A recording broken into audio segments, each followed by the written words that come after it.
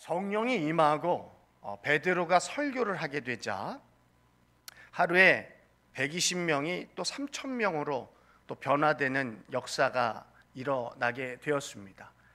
본문 47절에 보시면 구원받는 사람이 날마다 더하게 하시니라 이렇게 증언되어 있습니다.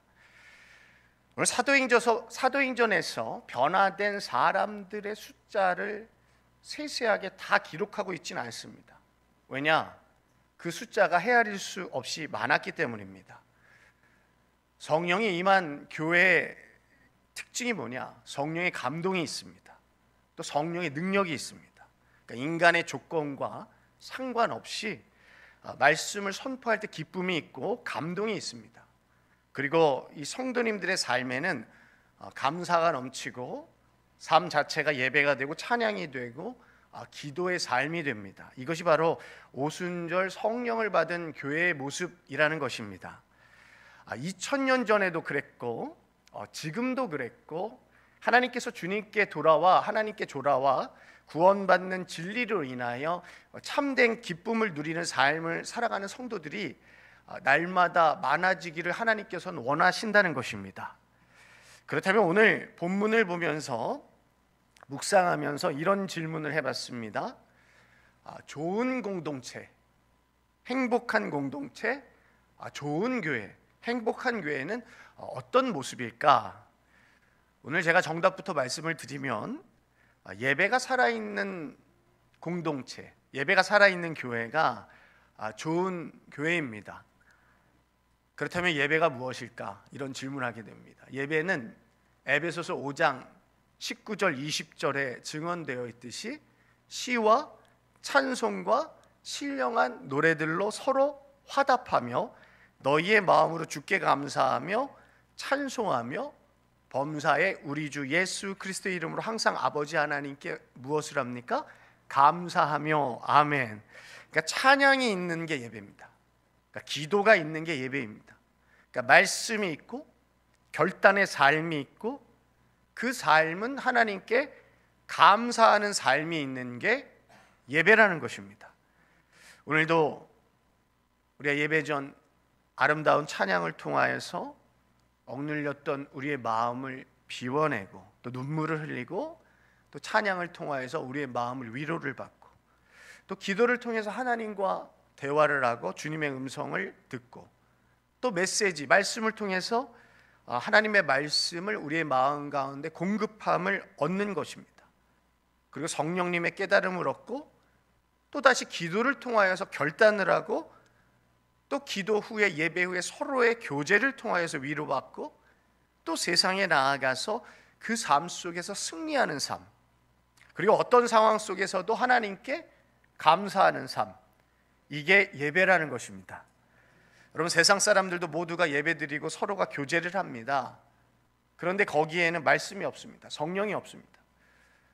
서로 잔을 돌리고 회포를 풀고 성령에 취하는 것이 아니라 술에 취하는 삶을 살아갑니다. 술을 안 드시면 정말 멋지고 좋은 분들이 참 많은데 드시면은 무엇으로 변화되는 분들이 많아요. 왜? 그 세상의 영, 술의 영에도 힘이 있기 때문에 그렇습니다. 심지어 범죄가 일어납니다. 왜 그렇습니까? 그러니까 성령이 없고 말씀이 없고 그 세상의 취함으로 인해서 내면에 잠재되어 있는 흑암, 이 죄악된 마음이 삶으로 형성화되고 행동으로 형상화되기 때문에 그렇습니다. 그렇다면 이제 질문이 있습니다. 행복한 교회 공동체 모습은 과연 무엇일까? 성령받아 새롭게 된 교회 성도님들이 어떤 삶을 살아야 되고 살아왔을까? 행복한 공동체, 행복한 교회가 되기 위한 오늘 좋은 모델이 사도행전의 모델이 있죠. 오늘 본문에 보시면 행복한 교회 공동체를 어떻게 만들어가는지에 대해서 성경이 증언하는데 42절 말씀에 보시면 42절 말씀을 제가 다시 읽어드리면 그들이 사도의 가르침을 받아 서로 교제하고 떡을 떼며 오로지 기도하기를 힘쓰니라. 아멘. 무엇을 먼저 했느냐? 그들이 가르침을 받았다는 거예요. 그러니까 교회는 말씀을 배우는 공동체입니다. 그러니까 신앙생활이라는 것은 말씀을 배우는 생활이 신앙생활이에요. 그러니까 사도는 초대교회 성도들에게 말씀을 가르쳤습니다. 그러니까 말씀은 믿음 생활이고 신앙 생활의 뼈대고 뿌리라는 겁니다. 그러니까 말씀이 없는 신앙 생활은 일종의 허수아비와 같습니다. 그러니까 예수님의 제자들이 예수 그리스도의 삶을 배웠던 사람들인데 말씀에 대한 훈련이 있는 사람들이 바로 제자들이었습니다. 그렇다면 그들이 누구에게 말씀을 배웠습니까? 이 초대교회 성도들이 사도에게 배웠습니다. 그럼 누구에게 말씀 배우느냐가 매우 중요합니다. 또 어디에서 배웠느냐가 중요합니다. 왜냐하면 말씀을 가르친다는 사람들이 어디서 왔는지, 무슨 말씀을 가르치는지 전혀 종잡을 수 없는 경우들이 오늘날에도 그리고 2000년 전에도 많았기 때문입니다. 그러니까 오늘 본문을 자세히 들여다보시면 사도의 가르침이라고 증언되어 있어요. 그러니까 사도의라고 할 때 소유격이 아니에요. 화면에 PPT 띄워주시면 헬라어 성경에 디아라는 접속사가 있는데 수단과 도구의 의미예요. 그러니까 정확하게 번역을 하면 사도를 통한 가르침입니다. 사도를 통한 가르침. 무슨 말입니까? 사도의 경험을 배운 게 아니에요. 그러니까 사도의 개인적인 지식을 배운 게 아닙니다.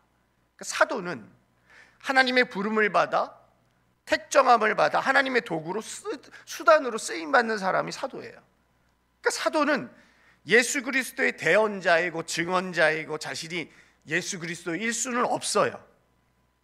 그렇다면 사도들로부터 배운 하나님의 말씀은 어떤 내용입니까? 오늘 말씀에 정확하게 기록되어 있지는 않은데 사도행전 말씀 1장부터 28장까지 쭉 읽어보시면 사도들이 어떤 내용을 가르쳤는지 우리가 알게 되는데, 베드로와 스데반의 설교를 살펴보시면 앞으로 우리가 계속 이제 사도행전 살펴보면서 살펴보시겠지만 초대교회 공동체가 무엇을 배웠는지 알 수 있습니다. 먼저 말씀, 구약 성경을 배웠습니다. 그러니까 베드로와 스데반은 구약 성경을 여러 번 인용하죠. 그 구약 성경의 가르침과 예수 그리스도의 사건을 이렇게 연결시킵니다. 그러니까 예수 그리스도의 삶과 죽음과 부활에 대해서 가르쳤습니다. 그리고 주님의 명령, 최후의 명령도 분명히 가르칩니다. 주님의 최후의 명령이 뭐예요? 너희는 가서 모든 족속을 제자 삼아 아버지와 아들과 성령의 이름으로 세례를 베풀라. 아멘. 사도들이 분명히 예수님의 승천과 다시 오실 것, 그리고 주님의 약속의 성취에 대해서 분명히 가르쳤습니다. 그리고 성령의 사건을 분명하게 해석해주고 오순절 성령 강림에 대해서 가르쳤습니다. 또 초대교회 어떤 모습 가지고 있었습니까? 오늘 본문에 보시면 서로 교제하고라 그랬어요. 서로 교제하고. 말씀이라는 것은 하나님과 인간과의 관계를 바로 세워주는 게 말씀이에요. 그러니까 질서를 세워줍니다. 그러니까 라틴어에 보시면 우티와 프로이라는 단어가 있어요. 영어의 유지와 퍼포즈죠. 그러니까 사용과 목적에 대한 사랑의 질서예요. We worship God. 하나님은 어떻게 합니까? 예배의 대상입니다. 경배하고. We love people. 사람은 사랑해야 되고. We use things죠. 물질은 사용하는 거예요. 그런데 이 질서가 무너지면서 어떻게 됩니까? 사용해야 될 물질을 We love things 하죠. 그러니까 사용해야 될 물질 사랑하고, 사람을 사랑해야 되는데 사람을 이용하죠. 그러니까 심지어 물질 때문에 사람을 죽입니다. 보험금을 타기 위해서 5살짜리 자신의 아들의 손가락을 자르는 일을 서슴지 않고 저지르는 것이 인간의 죄악된 모습입니다. 말씀이 사라진. 또 사람과 사람과의 교제가 있는 곳에 교회 공동체가 있는 거예요. 말씀 안에서의 교제예요. 세상의 모임도 교제가 있고 예배가 있고 교제가 있어요. 근데 성령이 없는 교제, 세상과 다를 바가 없어요. 그러니까 말씀이 없는 교제는 세상과 다를 바가 없어요. 그렇다면 성령 받은 성도들의 교제는 무엇일까? 고린도후서 13장 13절에 보시면 축도가 나오죠. 주 예수 그리스도의 은혜와 하나님의 사랑과 성령의 교통하심 너희 무리와 함께 있을지어다. 아멘. 그러니까 하나님의 사랑이 있고 그리스도의 은혜가 있고 성령의 교통하심이 있는 것. 교회 교제권 안에는 하나님의 사랑이 있고 그리스도의 은혜가 있고 성령의 교통하심 가운데 아름다운 교제권이 형성되는 겁니다. 어떤 분들이 이렇게 말씀하시더라고요. 요즘에는 골프장들이 운영을 잘하기 위해서 골프장에 올 때 죄책감을 기독교인들에게 주지 않게 해서 골프장에 교회를 만들어 놔요. 그리고 목사님들까지 초대해서 예배까지 드려줍니다. 그러니까 골프장에도 교회가 있어요. 제가 일전에 목회하다가 어떤 분이 그래요. 하나님이 꼭 한 군데만 계십니까? 골프장에서 예배드리고 골프 치겠습니다. 거기도 하나님이 계시지 않습니까? 골프장 교회에서 예배를 드리겠다는 거예요. 맞습니다. 하나님 거기도 계십니다. 그런데 거기엔 뭐가 없어요? 해명교회 공동체가 없어요. 그러니까 해명교회 성도님들의 교제권이 없어요. 거기에는 우리가 오늘 그 교회에 속한 목회자로부터 해석된 말씀의 교제권이 없습니다. 성도가 이 멤버십, 교제권 안으로 들어오지 않으면 외롭고 고독해지는 거예요. 나 혼자 잘 할 수 있을 거라고 자신하지만 그렇지 않습니다. 세상도 사람들과의 관계 속에서 행복해진다고 가르칩니다. 오늘 해명교회가 성령의 아름다운 교제권 속에서 서로가 상처를 주지 않는 교제권, 서로 섬기는 교제권, 하나 되는 교제권, 예수님과 하나 되었듯이, 하나님이 하나 되었듯이, 예수님과 제자들이 하나 되었듯이, 제자들과 제자들이 하나 되었듯이 우리들도 아름다운 교제권 안에서 해명교회에서 하나 되는 체험을 할 수 있기를 축복합니다. 교회의 힘은 말씀에서 나옵니다. 동시에 성령의 아름다운 교제에서 나오는 것입니다. 또 초대교회는 어떤 모습이 있었을까? 서로 떡을 떼었습니다. 서로 떡을 떼었습니다. 교제 가운데 떡을 뗀다는 것은 육신의 떡도 있지만 말씀의 떡도 뗀다는 거예요. 바로 그 모습이 45절로 이어집니다. 45절 말씀해 보시면 또 재산과 소유를 팔아 각 사람의 필요를 따라 나눠주며 그랬어요. 떡으로 번역된 헬라어 단어가 아르토스예요. 삶에 꼭 필요한 거죠. 예수님이 마태복음 4장 4절에서 떡으로만 살 것 아니에요. 하나님의 말씀으로 산다 그랬죠. 떡을 부정하진 않으세요. 떡으로만 살 수는 없다 그러세요. 이 땅 살아가면서 물질 필요 없는 사람이 어디에 있습니까? 다 필요합니다. 최소한의 것 다 필요해요. 필요한 것은 다 필요합니다. 예수님도 그걸 부정하지 않으세요. 그러나 떡으로만 살 수 없다는 거예요. 그리고 오늘 이 떡이라는 것은 꼭 필요한 것을 나누는 거예요.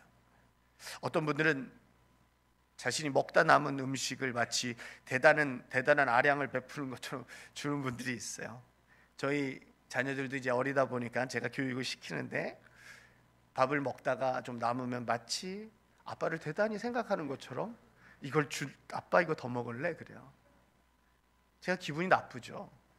근데도 자식이니까 먹을 수밖에 없죠. 근데 그때 가르치죠.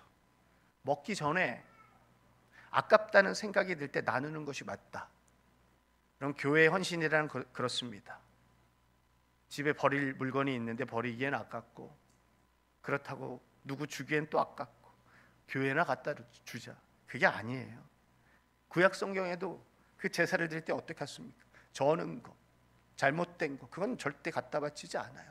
구약적인 전통과 그런 신앙의 전통 안에 헌신은 있는 거예요. 오늘 뗀다라고 번역된 단어가 뭐냐면 헬라의 클라세예요. 나무 껍질을 이렇게 꺾는다는 거예요. 여러분 길 가다 한번 꺾어 보셨습니까? 죽은 나무가 아니라 살아있는 나무. 물론 꺾으면 안 되죠. 이 생나무를 이렇게 딱 꺾으면은 거기서 액이 나오죠. 생살이 나오죠. 나무에 생살이 나오죠.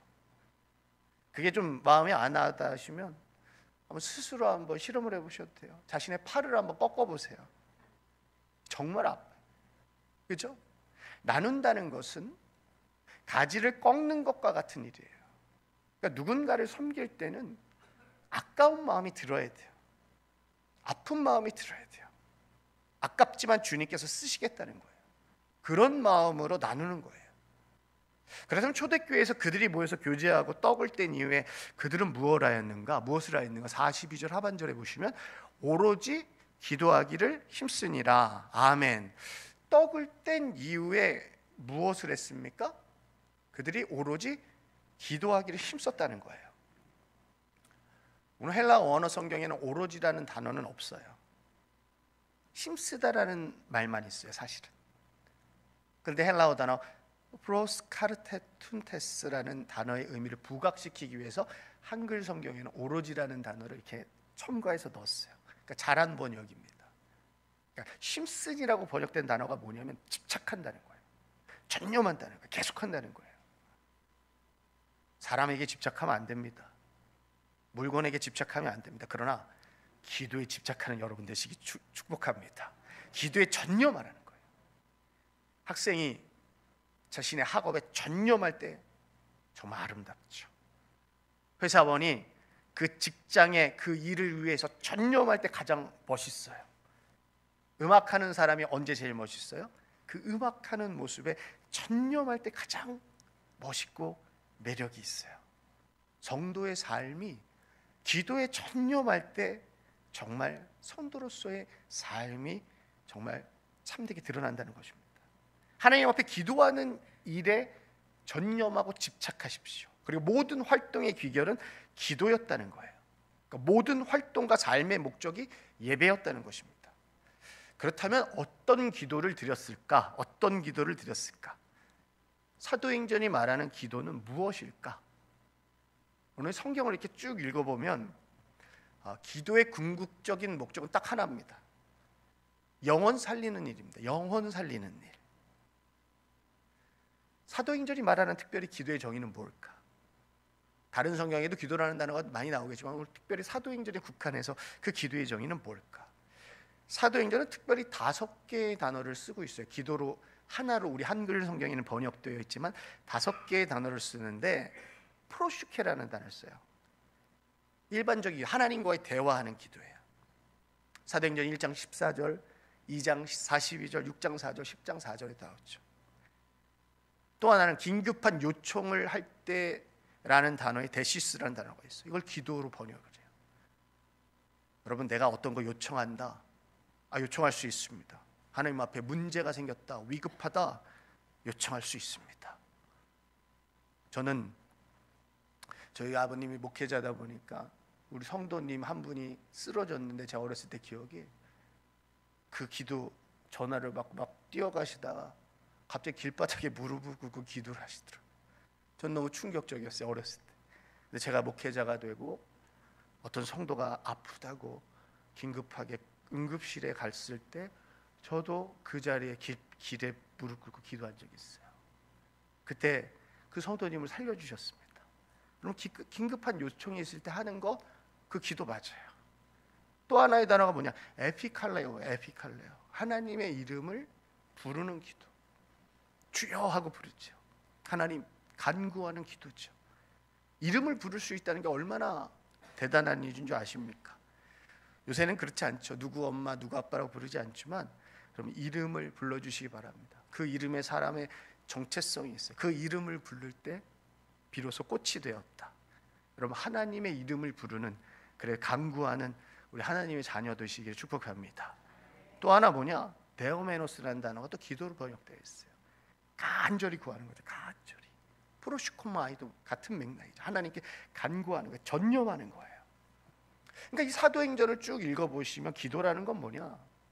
하나님과의 교제, 성령의 인도하심을 구하는 행위, 행동, 교회의 사역을 위한 필수적인 요소로 기도를 이야기합니다.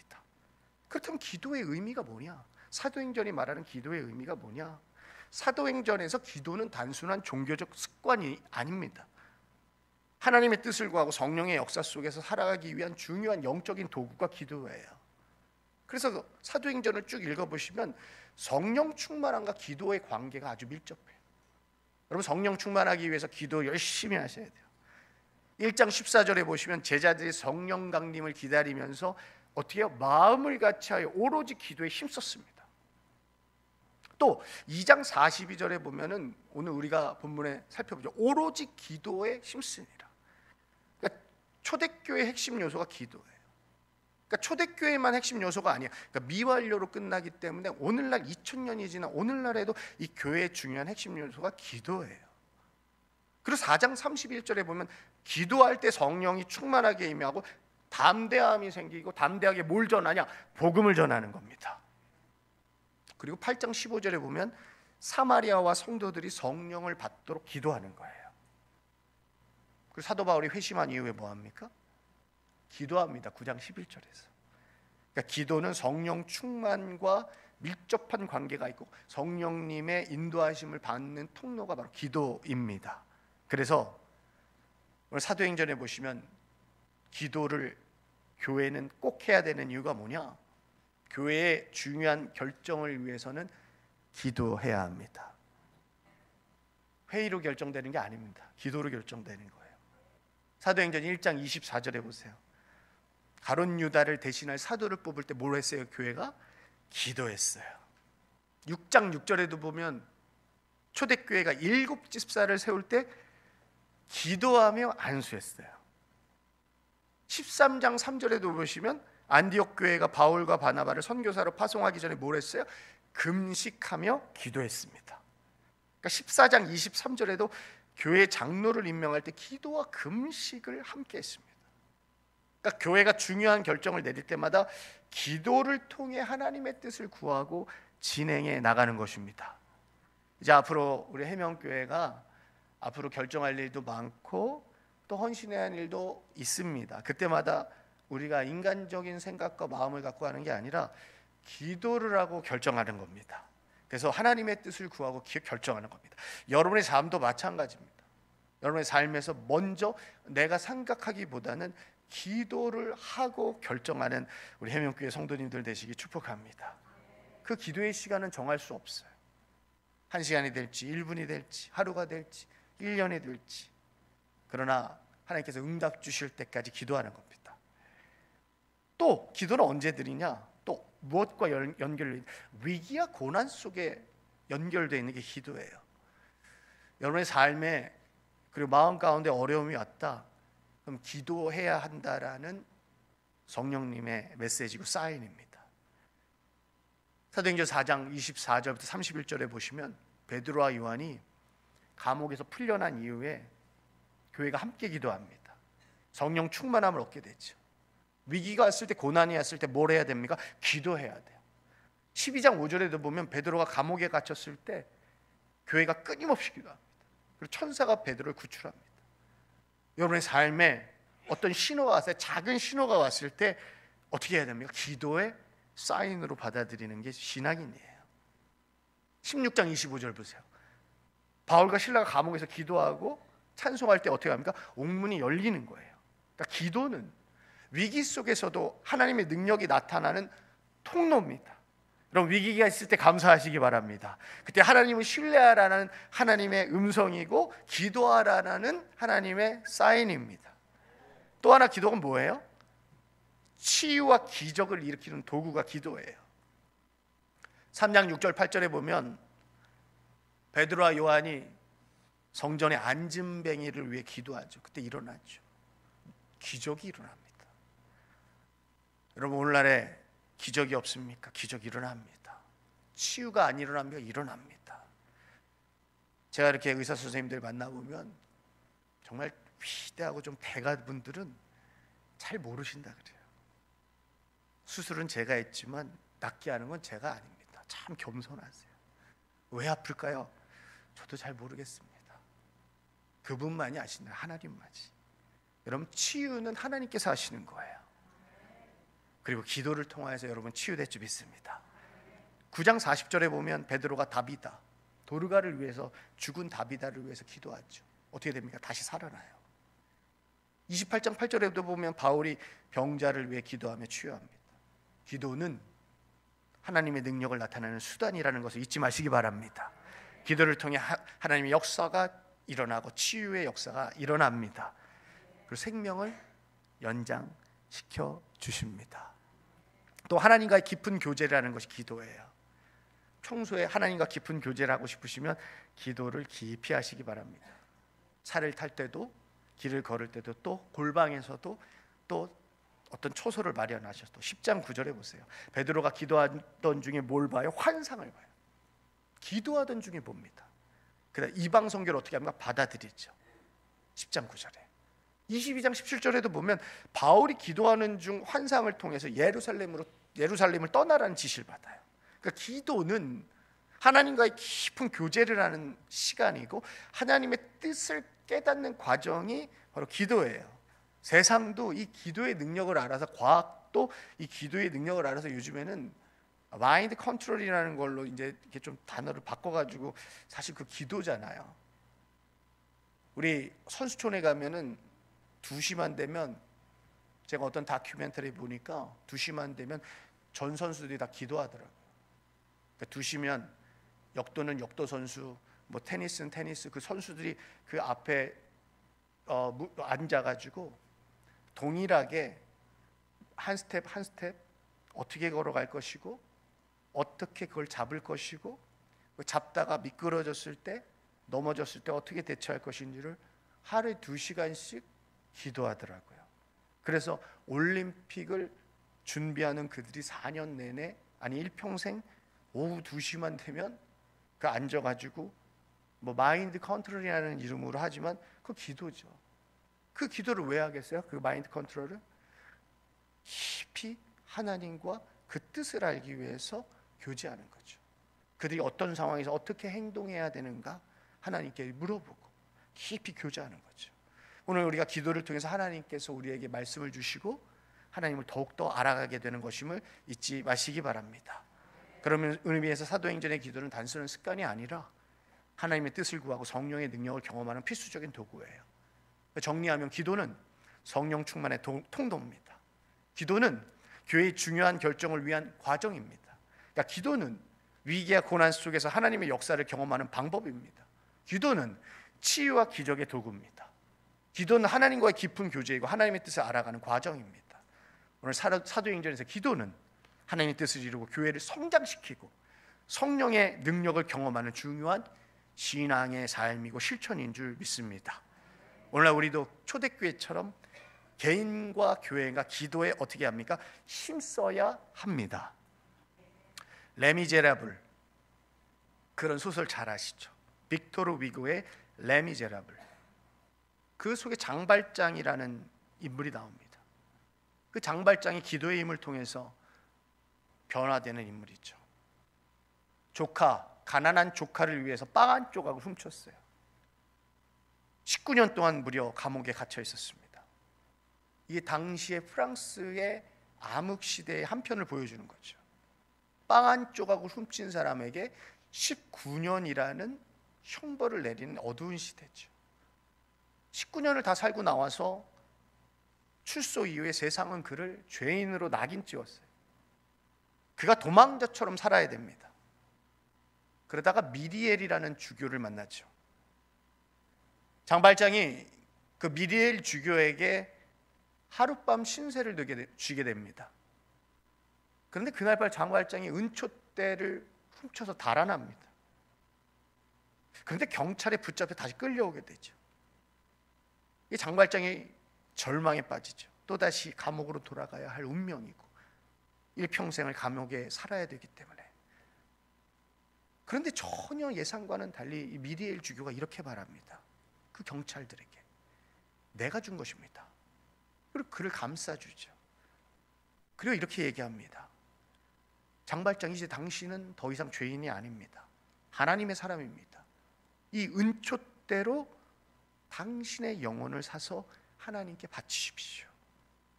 그 순간 장발장이 평생 처음으로 기도하기 시작하는 거예요. 어떤 기도를 하기 시작하나? 하나님, 나 같은 사람도 변화될 수 있을까? 나 같은 사람도 다시 살 기회가 있을까? 새로운 사람이 될 수 있을까? 이게 바로 죄인된 사람들의 기도의 출발점이에요. 예수 그리스도의 사랑을 경험한 사람의, 그가 처음으로 자신의 삶을 되돌아보고 죄책감과 두려움 속에서 용서를 구하는 기도를 하게 되는 거예요. 그리고 바로 그 순간이 그의 인생이 바뀌는 터닝 포인트, 그 순간 전환점이 되는 겁니다. 기도가 변화시키는 삶이죠. 장발장이 이후에 한 도시의 시장이 됩니다. 가난한 사람들을 돕고 어려움에 처한 사람들을 돕는, 구하는 삶을 살게 돼요. 그런데 일평생 장발장을 쫓는 한 사람이 있어요. 경찰 자베르라는 사람이 있어요. 근데 자베르의 그 두려움 속에 살아갑니다. 장발장은. 자베르는 어떤 신념을 가지고 살아가느냐? 사람은 절대 바뀔 수 없다. 요사이 젊은이들도 그런 말을 합니다. 사람이 쉽게 바뀌지 않는다. 사람 바뀌지 않아. 사람 변하지 않아. 이 자베르가 그런 신념을 가지고 살아가요. 법과 질서를 지키는 것이 오직 정의라고 믿고 살아가는 사람. 장발장이 선한 일을 하는 것은 그 이면에 어두웠던 과거를 가리기 위한 위선적인 행동이고 나는 보면서도 그걸 믿을 수가 없다. 자베르는 그런 신념을 가지고 살아갑니다. 그런데 장발장이 이 자베르를 죽일 수 있는 기회가 한 번 있었어요. 그런데 그 죽일 수 있는 기회가 있음에도 불구하고 장발장이 자베르를 살려줍니다. 그때 자베르는 자괴감에 빠지는 거죠. 그때 처음으로 기도하며 고민하는 거죠. 스스로에게 나는 법을 지키는 것이 정의라고 믿었다. 그런데 장발장은 나보다 더 훨씬 고결한 삶을 살고 있지 않는가? 그렇다면 진정한 공의, 정의는 무엇인가? 결국 스스로의 신념이 무너지는 것을 받아들이지 못하고 어떻게 합니까? 극단적인 선택을 하게 되죠. 자신의 목숨을 스스로 끊으면서 자신의 가치관이 무너진 것을 받아들이지 못하죠. 이 장발장 레미제라블이 주는 많은 메시지들이 있지만 바로 이런 메시지가 있어요. 장발장은 끝까지 기도의 사람이 되고 코제트 어려운 이들을 돌보며 희생하는 삶을 살아갑니다. 오늘 레미제라블이 주는 기도의 메시지가 무엇입니까? 기도가 한 사람을 변화시킨다는 거예요. 장발장은 기도를 통해 절망에서 희망으로, 죄인에서 하나님의 사람으로 변화됐다는 거예요. 기도는 뭐냐? 공의와 정의를 넘어선 사랑이라는 거예요. 예수 그리스도의 사랑. 자베르는 자신의 신념을 따라 법을 맹목적으로 따랐지만 기도를 통해 정의의 본질에 대해서 고민하게 되면서 스스로의 가치관을 포기하지 못해 극단적인 선택을 하게 되는 자베르. 그러나 기도는 예수 그리스도의 사랑으로 정의와 공의를 넘어선다는 거예요. 기도는 용서와 사랑을 낳는다는 거예요. 미리엘 주교의 기도, 장발장의 기도, 모든 기도가 사람을 변화시키는 힘이 있다는 것입니다. 우리의 삶도 기도가 필요합니다. 때때로 장발장처럼 인생에서 절망을 느끼고 자베르처럼 혼란을 느끼며 우리가 고민할 때가 있어요. 그런데 오늘 미리엘 주교의 기도처럼, 장발장의 기도처럼 하나님께 기도하며 용서하고 사랑하는 삶을 살아가게 해달라고 결단하고 또 하나님 앞에 이 죄인된 모습을 고백할 때 기도는 단순한 말이 아닌 우리의 삶을 변화시키고 누군가를 용서하게 되고 진정한 공의와 사랑을 넘어 예수 그리스도의 사랑을 회복시키는 도구가 되는 것이 기도라는 것입니다. 기도는 단순히 종교적인 습관이 아닙니다. 하나님의 뜻을 구하고 성령의 역사 속에서 살아가기 위한 중요한 영적인 도구임을 잊지 마시기 바랍니다. 오늘날도 2000년 초대교회처럼 개인과 교회가 기도에 힘써야 하고 어떤 결정을 내릴 때 교회와 개인은 기도를 해야 하고 예수 그리스도를 믿는 우리 삶의 모든 귀결은 기도와 말씀과 찬양, 예배를 통하여서 영혼을 살리는 일로 귀결이 되어야 한다는 것을 잊지 마시기 바랍니다. 우리가 해명교회 공동체로 만났습니다. 해명교회 공동체 안에 교제권이 있고 또 해명교회 성도님들 30년, 40년, 50년의 공동체와 교제의 힘이 어떻게 골프장에 있는 교회와 같을 수 있습니까? 그럴 수 없습니다. 오늘 하나님께서 여러분을 만나게 하셨고 우리를 만나게 하셨습니다. 그렇다면 왜 만났을까? 영혼을 살리기 위해서 만난 것입니다. 오늘 우리 교회가 해명, 이름 그대로 은혜의 빛을 비추는 고마운 교회, 아름다운 교제들이 많이 일어나는 교회, 그런 교제들로 말미암아 영혼을 살리는 일들로 귀결되는 우리 해명교회 되는 성도님들 되시기 축복합니다. 또 다른 한 주간 삶의 자리로 들어가시는데 축복의 통로, 복의 근원 되시기 축복합니다. 여러분이 들어갈 때 평화의 도구가 되고 여러분이 들어갈 때 기쁨이 되고 여러분의 미소로 말미암아 이웃들이 행복해 하시기 바랍니다. 제가 이렇게 우리 서울이라는 도시는 세계적인 도시죠. 특별히 이 종로라는 도시 세계적인 도시입니다. 제가 우리 한국 분들, 저도 한국 사람이지만 늘 안타깝고 길을 걸을 때마다 늘 안타까운 것은 왜 이렇게 표정들이 심각한지 모르겠어요. 특별히 서울의 중심지인지 몰라도 종로에서 걸어 다니시는 분들은 표정이 더 심각해요. 그래서 늘 기도하는 것은 저분들 마음에 어떠한 심각한 일이 있더라도 좀 웃으면서, 그럼 회사에서도 동료가 물어볼 때 괜히 이렇게 딱딱한 표정보다는 이렇게 살가운 웃음으로 이렇게 친절하게 대해줄 때 그 예수 그리스도의 사랑과 그 축복의 통로가 여러분을 통해 일어나게 될 줄 믿습니다. 그리고 복음이 들어가고 그의 영혼이 변화되고 여러분의 표정만 봐도 변화가 되고 그리고 평안을 얻는 그런 복된 우리 해명교회 성도님 되시길 축복합니다. 기도하겠습니다. 주님, 오늘도 우리를 예배의 자리로 불러주시고 말씀으로 깨우쳐 주시니 감사드립니다. 초대교회가 성령 충만함 속에서 기도와 찬양으로 하나 되었듯이 우리 해명교회도 기도하는 공동체 되게 하여 주옵소서. 우리가 드리는 기도를 통해 성령의 능력을 경험하게 하시고 우리의 모든 결정과 사역이 기도로 이루어지게 하여 주옵소서. 우리 교회가 영혼을 살리는 교회 되기를 소망합니다. 세상 속에서 예수 그리스도의 증인으로 살아가게 하시고 우리의 나눔이 성령 안에서 참된 사랑과 섬김이 되게 하여 주옵소서. 이 모든 말씀 예수 그리스도의 이름으로 기도드립니다. 아멘.